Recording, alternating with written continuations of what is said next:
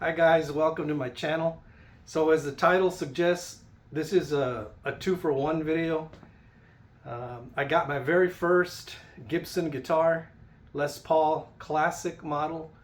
It's something that if you're a guitar player, a lot of guitar players look for Gibsons and want a Gibson one day. I was finally able to get one after about 20 years of wanting one.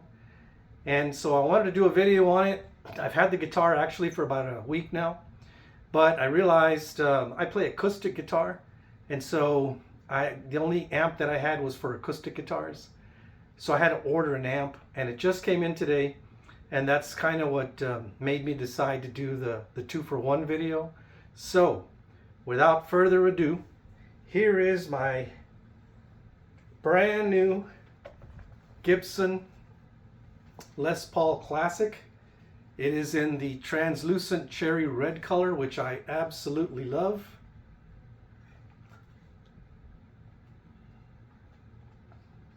And it came with this Gibson strap, which seems kind of thin to me. I don't know that it's going to hold up, but for now, it came with it. It also came, I don't know if you can see it, but it came with this black hard shell case, and it's lined on the inside. It's very pretty, and I really like that. And this is a different kind of video. I didn't want to do the typical sound check type videos, and for a couple of reasons. First of all, there's a whole bunch of those videos already on YouTube, and I don't have a microphone to put in front of the amp that I just got, and so the sound probably wouldn't be as clear anyway. What I really wanted to do was kind of go over, I guess, some of the reasons and my mentality as to why, first of all, I went with the classic model Gibson, and why I went specifically with the Line 6 V120 or V6 Line 6.5. Some people call it the 5, some people call it the V, but I got the 120 watt. Why I went with that and not, a lot of people would think, well, with a Gibson you should have gone with a Fender or with a Marshall amp. Then I'll get into that. But first, let's talk about the guitar a little bit. So again, this is not your traditional video. I really wanted to do this for a lot of folks who maybe play the guitar, but like me, have never had an electric guitar. I mean, my acoustic is acoustic electric, but it's still an acoustic guitar at the end of the day. I've never had an electric guitar, what I would call an electric guitar, a solid body guitar, right? And so this being my first one, I had a lot of questions about it. And there was just a lot of things I didn't know until I started looking into it, until I sat down and really played this, which brings me to my first point that I wanted to make. And you all can comment below if you have different opinion, and that's fine. I mean, that's good, so we can kind of compare notes. But one thing that I thought was helpful to me is because I noticed there's a lot of competition out there that sell, obviously, not just Gibsons, but musical instruments, amplifiers. I mean, I looked at Musician's Friend, I looked at Sweetwater, Reverb, Guitar Center, Sam Ash, just to name a few, right? But one of the things that I noticed, the pricing on some of the online stores was a little bit better, or like in the case of Sweetwater, they offer an additional year of warranty, which is a good thing, right? Above and beyond the 1-year manufacturer's warranty that you get on a lot of musical equipment. But I really can't stress enough how much it helped me, because I ended up buying the guitar at Sam Ash, and I just can't stress enough how much it helped me to go into the store and actually sit down and play the guitar. And first of all, I didn't know there were so many different models of Gibson at so many different price ranges. So I think the least expensive model that I saw was under $1,000. And the most expensive model that I saw, this is at Sam Ash here in San Antonio, was close to 20 grand, like 18,000 and some change. And then just price ranges, everything in between. I didn't know that. And so I basically just asked, well, what are the two most popular models? And they came back with the classic and the standard Les Paul. So now even on the standard, I've come to find out, there's a 50s standard and a 60s standard, and I didn't know all of that. So I just asked, well, hook me up with a standard model and with the classic, and let me try them both out. And that's what they did. But honestly, I don't know if I tried out the 50s or the 60s model standard. I just know it was a standard, and it was priced about $500 more than the classic. Now, again, I'm not 100% sure why it's priced a little bit more. It's kind of confusing. The whole Gibson thing is kind of confusing, because when I asked the question, the guy said, well, the standard is more like the original model and it's in high demand. And I thought to myself, well, but if this is the classic, the name classic, wouldn't this be more like the standard or the original model? I don't know. Like I said, the whole thing is confusing to me. But what I did is I sat down with a standard Les Paul model and the classic Les Paul model. In fact, this one right here. And I plugged into a Fender Champion 100 amp, which, by the way, sounds phenomenal. At least it did in the store anyway. I mean, it was just, I couldn't believe the sound that this guitar and that amp were making. And I don't think I cranked the volume up over 3. And it was loud. And so again, we'll talk a little bit about the amplifiers when I do the unboxing. By the way, on the guitar, it's more of an uncasing, I guess, than an unboxing, because it didn't come in a box. Literally, it came in the case. And so I don't know how Gibson, I'm sure they ship it to the stores in boxes, but I think they do some setup on them. They kind of check them.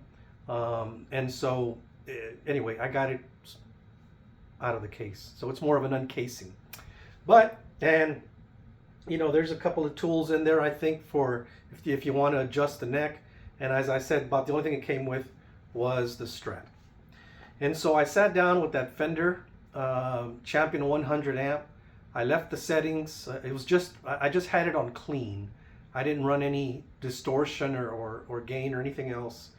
I just left it on clean, and with the same settings, trying the same 2 or 3 songs. I don't remember now. I think I did 3 songs. Tried both guitars with the switch or the selector or whatever you want to call it. Again, I don't want to insult anybody, but I'm fairly new. I play acoustic guitar. There's one behind me. It's basically rhythm is what I play, and I wanted to switch over to rhythm and lead, and so this was the one that I wanted after about 20 years, like I said. But I got to learn that, and that kind of goes into the amp later when I talk about the amp a little bit. But so I left the switch, and by the way, that's the other thing, and another reason I wanted to do this video is I learned so much about electric guitars in general. I didn't realize, now some of you again are probably going to say, that's, how did you not know that? But I didn't know that these knobs, these posts, pots, whatever you want to call them, and the pickups, right, and the switch all work together. They're all connected. If you do something with one, it affects everything else. And I didn't realize that. And so, just for example, you've got your volume, right, on these 2 switches, and you've got your tones on these 2 switches. And I didn't realize that the pickup, depending which one you select, corresponds with these switches. So if you have this down, right, I want to make sure I get this right because I literally have not plugged this guitar into the amp. The amp's still in a box. So I'm still learning this. The only experience I've got is what I did at the Sam Ash Music Store. But so if you have this down on the down position, you're playing the bridge. You see that? And if you're playing this on the up position, you're playing the neck. And so that affects which volumes you use and which tone. Now this particular guitar, or the classic model, one of the things I liked about it, which the standard did not have, was these push-pull knobs, which when you activate those, it changes the tones even more than just using this. By the way, when this is in the middle, then you're actually using both pickups. Again, I didn't know any of that, so if you did, well, I don't mean to insult your intelligence, but there's probably several people out there like myself that didn't know that. All these three things correspond with each other. Now, as far as the sound quality, there were some differences. Like I said, this one has the push-pulls. I noticed that the pickups were different. They're the same pickup, but at least according to the guy in the store, right? They're the same pickup, but these are uncovered. You can clearly see them, where on the standard model, they were covered in chrome. Was it chrome? I think it was chrome, yes. They were covered in chrome. They looked great, but I kind of like the look of these, you know? I don't know if you can see that clearly on there, but I really like the way, they call them zebras, but I really like the black and cream color. And now, again, I am not an expert on electric guitars, on any guitar for that matter. I really just play rhythm on an acoustic. But the sound, now I don't know if it just has to do with the pickup, because from what I understand, they basically have the same mahogany back, right, as far as the wood. And they have maple on the top, both the classic and the standard. By the way, I mentioned that they're hollow, or that they're solid body guitars, right? My acoustic is hollow on the inside. It's a hollow body guitar. But when I always would hear the term solid body, I thought that meant one piece of wood, just a solid piece of wood. Come to find out, that's not the case. So you really have two pieces of wood. You have the back and sides, which are mahogany, and then you have the front, which is maple, and they are pressed and glued, binded together, but of course it is a solid piece eventually, if that makes any sense. But that's what a solid body guitar is. So the classic and the standard have the same body, the same top. Now, the neck is also mahogany, and that is also the same on both guitars. They both have, from what I understand, the Grover, again, I don't know what you folks call them, whether they're tuners, tuning pegs, whatever, but they're the same. And what else was the same? Now, I'm not sure, I should have asked, but I didn't, about the width of the neck. So on this classic guitar, one of the things that just absolutely knocked me out was when I sat down and started to play it, it just felt, I don't know how to explain it, except that now I understand. You know, I used to hear people, I hang around with guitar players, and I do have a couple of friends who are pros, but the only time I see them is when we would get together and just practice a few songs here and there, my house, their house, whatever, over a beer.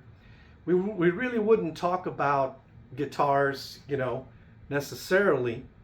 And so, but I would hear sometimes people talk about playability, the playability of a guitar. I didn't understand that concept till I sat down with this Gibson, and then I understood it. It is so easy. Now, you know what you know, right, as a guitar player. It doesn't make you learn more just by sitting down with it, but it is easier, I guess I should say, to play I don't know, the height of the strings and the amount of force that it takes to push them down and to get them to sound good. The way you're able to move around the neck, the width of the neck, it just makes, I have small hands. And so it just felt, even compared now to my Taylor guitar, which is behind me, this just feels so much better. And I kind of understand the concept of playability. When I sat down with the standard, I didn't get the exact same feeling. Now, this guitar, from what I understand, is a little bit lighter than a standard. That might have something to do with it, you know, besides the neck. Again, I didn't ask them if the standard, the one that I tried, if it had also the same size neck. It felt to me like it was a little bit wider. Just didn't feel as good. And by the way, that is another reason that I say, if you have the opportunity, now again, in San Antonio, we have a Sam Ash and we have a Guitar Center. If you have the opportunity to sit down and play a guitar, I recommend you do that rather than ordering online. Here's another reason why. And I'm thinking about the amp. So, and I'm going to focus in a minute on the amp. In fact, I guess I can talk to you as I start to open up the amp. And so, I have never tried a Line 6 amp before. Now, why did I go with the Line 6 and not go with a Marshall or with a Fender or some other amp, you know, that's kind of priced the same? Because this Line 6, so what I got, just so you know, it's the Spider V or Spider 5 120 MK2. And they're not cheap. I paid $459, I think. And so, you know, I could have bought the Fender Champion 100, which as I said, I played in the store. That was less expensive, just to give you an idea. So why did I go with a Line 6? An amp that I've never tried. It certainly doesn't have, you know, the respect, if you will, that a Fender, I'm not saying they're not good amps, but I'm just saying they don't have that respect that a Fender or a Marshall. I had never heard of a Line 6 amp before, to be honest with you. And so, but the reason that I went with this amp was, like I mentioned earlier, I don't really do gigs. I've done a couple here and there, mostly when somebody needs some help and they can't find someone, then they call me, right? I'm that guy. And I'll go. I'll play anything, country, rock, blues, whatever. I know a little bit, just enough to fake it, especially if it's on rhythm guitar. I can get by.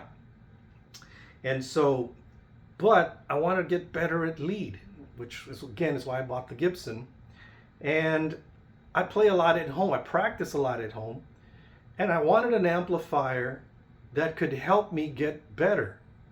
And in order to do that, I felt I needed something that would help me with time. Because, you know, when you don't play with a group, when you just practice by yourself, the timing is not the same, right? And those of you that play gigs, you know exactly what I'm talking about when you practice with a group. And so I know my timing is off. I wanted something that had a metronome. Now, yes, they're on cell phones. I get that, right? But besides that, I also wanted something that had drum beats.